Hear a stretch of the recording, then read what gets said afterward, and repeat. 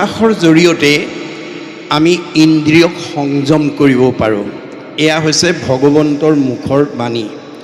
অভ্যাসতে ইন্দ্ৰিয় বশ্য আপুনি হয়।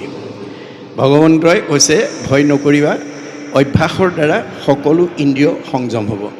আৰু এই কথাটো যদি আজি আপোনালোকে প্ৰমাণ হিচাপে চাব খোজে, এতিয়া আপোনালোক অহাৰ পৰা ইমান সময় কোনোবাই এখন কঠত বহি আছে, কোনোবাই হয়তো চকী এখনত বহি আছে। ঘৰত ইমান সময় অকলে এখন চকী বা কঠত ইমান সময় বহি থাকিব নোৱাৰিলেহেঁতেন। আজি আপোনালোকক কোনে বহাইছে? আমাৰ বেদত কৈছে স্ব পৰম অনুৰক্তি ঈশ্বৰেই ভক্তি।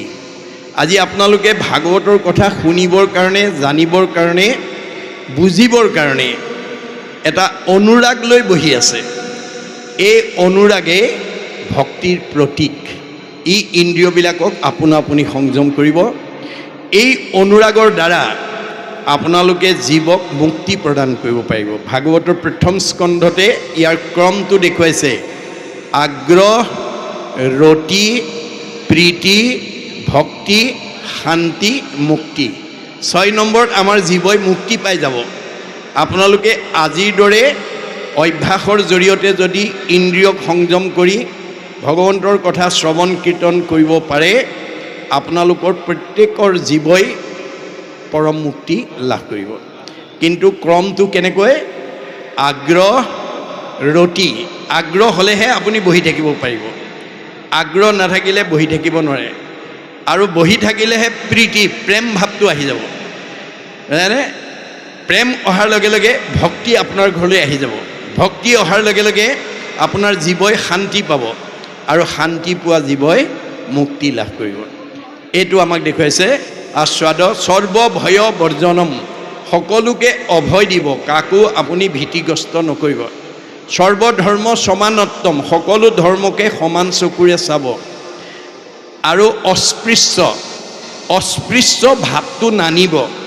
কাৰণ শংকৰদেৱে এই অস্পৃশ্যতা গুচাই বিশ্ব মানৱক বৰ্ণ বৈষম্যহীন এটা জাতি প্ৰতিষ্ঠা কৰি থৈ গৈছে। আপোনালোকে জানে, প্ৰাক শংকৰী যুগক অসমক অন্ধকাৰ যুগ বুলি কোৱা হৈছিল। অৰ্থাৎ শংকৰদেৱ আবিৰ্ভাৱ হোৱাৰ আগতে অসমক অন্ধকাৰ যুগ বুলি কোৱা হৈছিল। আৰু অসমৰ মানুহে ধৰ্মৰ নামত অন্যান্য প্ৰাণী বলি দিয়াটো দূৰৰ কথা, মানুহ বলি দিবলৈও কুণ্ঠাবোধ কৰা নাছিল। মনত ৰাখিব কথাটো। শংকৰদেৱৰ আবিৰ্ভাৱৰ আগত অসমক অন্ধকাৰ যুগ বুলি কোৱা হৈছিল।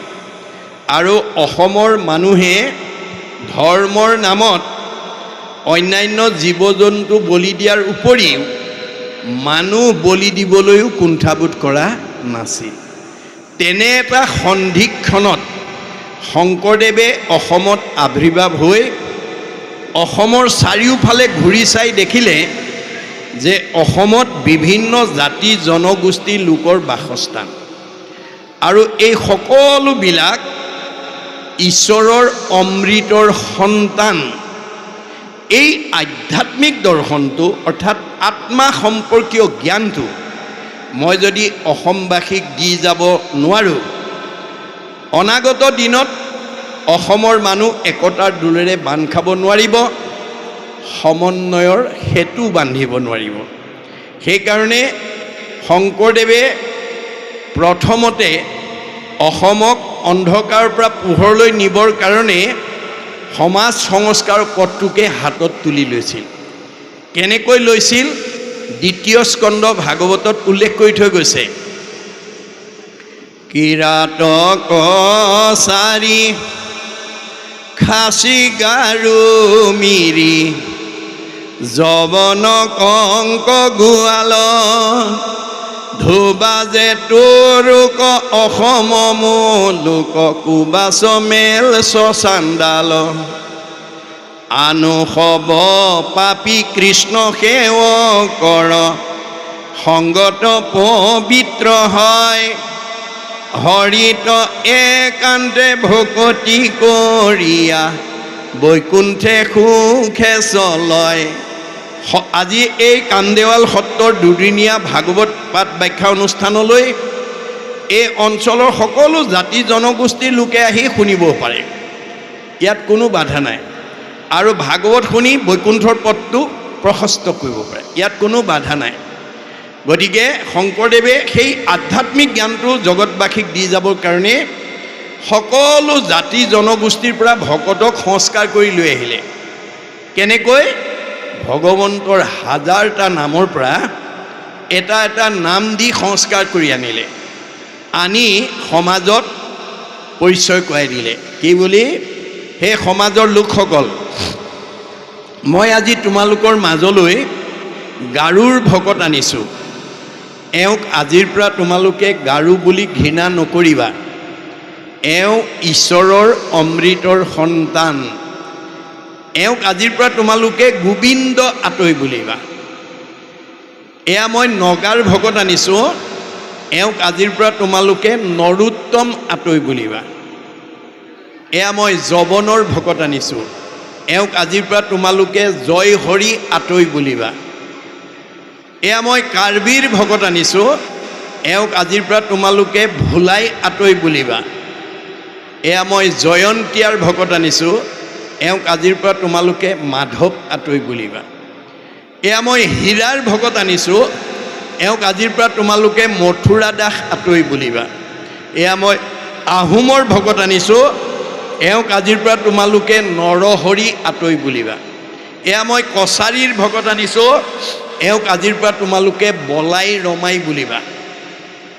এয়া মই মিচিঙৰ ভকত আনিছোঁ। এওঁক আজিৰ পৰা তোমালোকে পৰমানন্দ আতৈ বুলিবা। এয়া মই দেউৰীৰ ভকত আনিছোঁ। এওঁক আজিৰ পৰা তোমালোকে বৈকুণ্ঠ আতৈ বুলিবা। এয়া মই মিচিঙৰ ভকত আনিছোঁ। এওঁক এয়া মই কৈৱৰ্তৰ ভকত আনিছোঁ। এওঁক আজিৰ পৰা তোমালোকে পূৰ্ণানন্দ আতৈ বুলিবা। এয়া মই বনিয়াৰ ভকত আনিছোঁ। এওঁক আজিৰ পৰা তোমালোকে হৰিদাস আতৈ বুলিবা। এয়া মই কোচৰ ভকত আনিছোঁ। এওঁক আজিৰ পৰা তোমালোকে মুৰাৰী আতৈ বুলিবা।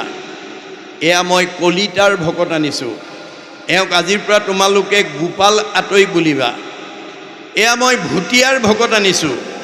এওঁক আজিৰ পৰা তোমালোকে দামোদৰ আতৈ বুলিবা। এয়া মই নাপিতৰ ভকত আনিছোঁ। এওঁক আজিৰ পৰা তোমালোকে নাৰায়ণ ঠাকুৰ আতা বুলিবা। এয়া মই তিৱাৰ ভকত আনিছোঁ। এওঁক আজিৰ পৰা তোমালোকে সুদাম আতৈ বুলিবা। এয়া মই কায়স্থৰ ভকত আনিছোঁ। এওঁক আজিৰ পৰা তোমালোকে সতাই আতৈ বুলিবা। এয়া মই মুছলমানৰ ভকত আনিছোঁ। এওঁক আজিৰ পৰা তোমালোকে শ্যাম কাই আতৈ বুলিবা। তাৰ পৰা অপ্ৰভংশ হৈ চান্দখাই হৈছে। এয়া মই ব্ৰাহ্মণৰ ভকত আনিছোঁ। এওঁক আজিৰ পৰা তোমালোকে অনন্ত কণ্ডলী সাৰ্বভৌম ভট্টাচাৰ্য বুলিবা। এই ধৰণে সকলো জাতি জনগোষ্ঠীৰ পৰা ভকতক সংস্কাৰ কৰি আনি বৰ্ণ বৈষম্যহীন এটা জাতি প্ৰতিষ্ঠা কৰি ঘোষণা দি থৈ গৈছে। কি বুলি?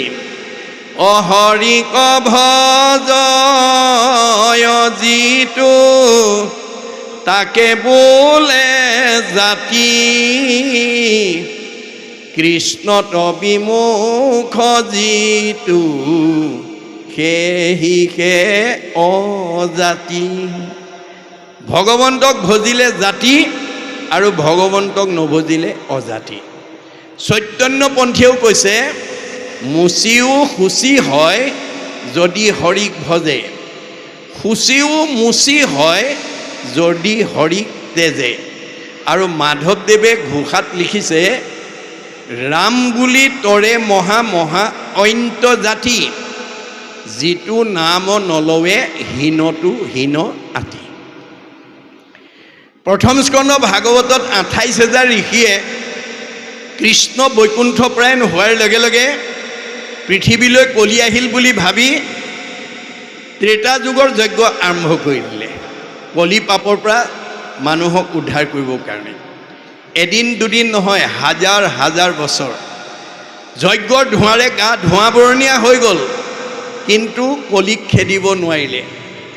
অৱশেষত উপায়ন্তৰ হৈ সেই সময়লৈকে ঋষি সমাজে নিচ জাতি বুলি সমাজত বহিবলৈ নিদি বহুত দূৰত, বহুত যোজন দূৰত বহিবলৈ দিয়া সূতক আমন্ত্ৰণ কৰি আনি শৌনকে গুৰু আসনত বহুৱাই নিবেদন কৰিলে। কি বুলি? শৌনক বদতি শুনা সূত মহা মানি, পৰম পাতকী কলি পাইলে হেন জানি, আৰম্ভিলো যজ্ঞ ৮০ সহস্ৰ বছৰ, হোম ধূৰ্মে ধূৰ্ম বৈন্য ভৈল কলেবৰ। যিটো কৰ্ম কৰোৱাতো নাহিকে বিশ্বাস, আপোনাৰো আয়ুক কৰিলো ব্যৰ্থে নাশ। মানে বেদজ্ঞ, শাস্ত্ৰজ্ঞ, টিকালজ্ঞ, ধ্যানত ভগৱানক সাক্ষাৎ কৰিব পৰা ২৮,০০০ ঋষিমুনিয়ে কলিত যজ্ঞ কৰি বিফল হৈছে। আমি সফল হ'ম নেকি বাৰু? কাৰণ যুগ ধৰ্ম অনুসৰি কি ধৰ্ম আচৰণ কৰিব লাগে ভগৱন্তই যুগে যুগে অৱতাৰ হৈ দেখুৱাই থৈ গৈছে। সত্য যুগত হৰি অৱতাৰ হৈ সমস্ত জীৱশ্ৰেষ্ঠ মানুহক কৈছে, হে জীৱশ্ৰেষ্ঠ মানুহ, তোমালোকে এই পৃথিৱীৰ পৰা মুক্তি পাবলৈ হ'লে তোমালোক সকলোৱে ঈশ্বৰক ধ্যান কৰিব লাগিব। আৰু ধ্যানৰ অন্তত ভগৱানৰ 10টা নাম ল'লে ধ্যানটো পূৰ্ণাংগ কৰি মুক্তি লাভ কৰিব পাৰিবা। সেইকাৰণে সত্য যুগৰ সকলো মানুহে ধ্যান কৰিছিল আৰু ধ্যানৰ অন্তত ভগৱানৰ 10টা নাম লৈ মুক্তি লাভ কৰিছিল। আৰু সেই কথাটো আমি জানিবৰ কাৰণে গুৰুজনাৰ প্ৰপন্ন শিষ্য মাধৱদেৱে নাম মালিকাত লিখি থৈ গৈছে। কি বুলি? সত্য যুগে যোগী সবে কৰিয়া সমাধি, যেন মতে পাৱে ফল কৃষ্ণক আৰাধি, তাহাঁতো কৃষ্ণৰ 10 নাম যদি লয়, সমাধিৰ ফল যোগী তেৱেহে পাৱে। যে সত্য যুগত সকলো মানুহে ধ্যান কৰিছিল, কিন্তু ধ্যানৰ অন্তত ভগৱানৰ 10টা নাম ল'লেহে ধ্যানটো পূৰ্ণাংগ কৰি মুক্তি পাব পাৰিছিল। 2টা নিয়ম আছিলে দেই, ধ্যান আগ, নাম পাছ। ত্ৰেতা যুগত ৰাম অৱতাৰ হৈ জগতৰ জীৱশ্ৰেষ্ঠ মানুহবিলাকক ক'লে, হে জীৱশ্ৰেষ্ঠ মানুহ, তোমালোক সকলোৱে ভগৱানক যজ্ঞ কৰিবা নিয়ম নীতিৰ মাজেদি। আৰু যজ্ঞৰ অন্তত ভগৱানৰ 8টা নাম ল'লে যজ্ঞটো পূৰ্ণাংগ কৰি তোমালোকে মুক্তি লাভ কৰিব পাৰিবা। সেইকাৰণে ত্ৰেতা যুগৰ চব মানুহে যজ্ঞ কৰিছিল। আৰু সেই কথাটোকে আমি জানিবৰ কাৰণে মাধৱদেৱে নাম মালিকত লিখি থৈ গৈছে, নিয়মে সংযমে চিত্ত সাৱধান কৰি, ত্ৰেতা যুগে নানা ভাৱে যজ্ঞে যজি হৰি, মাধৱৰ অষ্টগোটা নামক উচ্চৰে, তেৱেহে যজ্ঞৰ ফল পাৱে জানা নৰে। ত্ৰেতা যুগত সকলো মানুহে নিয়ম নীতিৰ মাজেদি যজ্ঞ কৰিছিল আৰু যজ্ঞৰ অন্তত ভগৱানৰ 8টা নাম লৈ যজ্ঞ পূৰ্ণাংগ কৰি মুক্তি পাইছিল। তাতো 2টা নিয়ম, যজ্ঞ আগ, নাম পাছ। দ্বাপৰ যুগত কৃষ্ণ অৱতাৰ হৈ সমস্ত জীৱশ্ৰেষ্ঠ মানুহক ক'লে, হে জীৱশ্ৰেষ্ঠ মানুহ, তোমালোকে বহুত তন্ত্ৰ মন্ত্ৰৰে ভগৱানক পূজা কৰিবা আৰু পূজাৰ অন্তত ভগৱানৰ 12টা নাম ল'লে পূজা পূৰ্ণাংগ কৰি মুক্তি লাভ কৰিব পাৰিবা। সেইকাৰণে দ্বাপৰ যুগৰ চব মানুহে পূজা কৰিছিল আৰু পূজাৰ অন্তত ভগৱানৰ 12টা নাম লৈ মুক্তি পাইছিল। আৰু সেই কথাটো আমি জানিবৰ কাৰণে মাধৱদেৱে নাম মালিকাত উল্লেখ কৰি গৈছে। কি বুলি? নানা তন্ত্ৰে মন্ত্ৰে পূজা কৰে দ্বাপৰত, হৰিৰ 12 নাম জপয় সতত, নাম কীৰ্তন এষে সাংগ কৰয় পূজাক, তেৱেহে পূজাৰ ফল পাৱে জানা তাক। দ্বাপৰ যুগত চব মানুহে পূজা কৰিছিল, কিন্তু পূজাৰ অন্তত ভগৱানৰ 12টা নাম লৈ মুক্তি লাভ কৰিছিল। এই 3টা যুগত 2টা নিয়মতে ধৰ্ম আচৰণ কৰিছিল। সত্য যুগত ধ্যান আগ, নাম পাছ। ত্ৰেতা যুগত যজ্ঞ আগ, নাম পাছ। দ্বাপৰ যুগত পূজা আগ, নাম পাছ। কিন্তু কলি যুগৰ মানুহক অসমৰ ভাৰতৰ সংঘ অনাসংঘ বামুণীয়া কীৰ্তনীয়া বুলি নহয়, কলি যুগৰ মানুহ মাত্ৰেই মাধৱ পুৰুষে ভূয়সী প্ৰশংসা কৰিছে। কি বুলি? অধন্য ধন্য কলিৰলো কৰমহা ভাগ, সৰ্বধৰ্ম ঠেলি হৰি নাম ভৈলা আগ। কলিযুগৰ মানুহক ধন্যবাদ দিছে যে আন ধৰ্মবিলাক চব ঠেলি নাম ধৰ্মক অগ্ৰাধিকাৰ দিলে। কিয়? ভাগৱতত উল্লেখ কৰিছে গুৰুজনাই যে কৃষ্ণ বৈকুণ্ঠপ্ৰায়ণ হোৱাৰ লগে লগে আন ধৰ্মবিলাক চব কৃষ্ণৰ লগত গুচি গ'ল বুলি কৈছে। আন ধৰ্ম কৃষ্ণৰ লগতে গুচি গৈলা, একস্থান হুয়া হৰি নাম মাত্ৰ ৰৈলা। কলিযুগৰ মানুহ তৰিবৰ কাৰণে একমাত্ৰ নামহে থৈ গ'ল। এতেকেহে নামতো সমস্ত পুণ্য পায়, জানিয়া যতনে ফুৰা হৰি গুণ গায়। নামে তপ নামে জপ নামে যোগ ধ্যান, নামে দান নামে পুণ্য কোটি তীৰ্থ স্নান। নামে ধন জনবন্ধু নামে পিতা মাতা, নামে নিজ সুহৃদ নামে সে গতি দাতা। ইহ পৰ লোকে নাম বিনে গতি নাই, চাৰিও বেদৰ ইহে মুখ্য অভিপ্ৰায়। চাৰিখন বেদে ক'লে যে কলিযুগৰ মানুহৰ নামৰ বিনে আৰু গতি নাই। আৰু চাৰিখন বেদ সৃষ্টিকৰ্তা ব্ৰহ্মাই আনি তিনিবাৰ প্ৰমাণ কৰি সেই কথাটো দি থৈ গ'ল। চাৰিও বেদক ব্ৰহ্মাই আনি বিচাৰিলা তিনি বাৰ প্ৰমাণী, এহি মানে মাত্ৰ কৰিলা সাৰ, হৰি কীৰ্তনেহে তৰে সংসাৰ। গতিকে চাৰিখন বেদে ক'লে যে কলিযুগৰ মানুহ হৰিনামৰ বিনে গতি নাই। আগৰ কেইটা যুগত তপ জপ যজ্ঞ কৰি যিটো ফল পাইছিলে, যৎ ফলং সৰ্বতীৰ্থেষু সৰ্বযজ্ঞেষু কীৰ্তিতম তৎ ফলম কৌটি গুণম পুণ্যম ৰাম নাম এব লভ্যতে। আগৰ কেইটা যুগত তপ জপ যজ্ঞ কৰি যিটো ফল পাইছিল, কলিযুগৰ মানে এবাৰ ৰাম নাম ল'লে সেই সমফলৰ অধিকাৰী হ'ব। জপত সৰ্ববেদাংশ সৰ্বমন্ত্ৰাংশ পাৰ্বতী, তস্মাৎ কৌটি গুণম পুণ্যম ৰাম নাম এব লভ্যতে। তপ জপ যাগ যজ্ঞ হোম ব্ৰত কৰাতকৈ কলিযুগৰ মানুহে এবাৰ ভগৱন্তৰ নাম ল'লে সমস্ত পুণ্যৰ অধিকাৰী হ'ব। গতিকে শ্ৰুতি স্মৃতি পুৰাণেষু ৰাম নাম ইদম শ্ৰীবিতম নাত পৰতং পুণ্যং ত্ৰিশু লোকেষু বিদ্যতে। এই তিনি তলিকত আৰু ৰাম নামৰ বিনা গত্যন্তৰ নাই।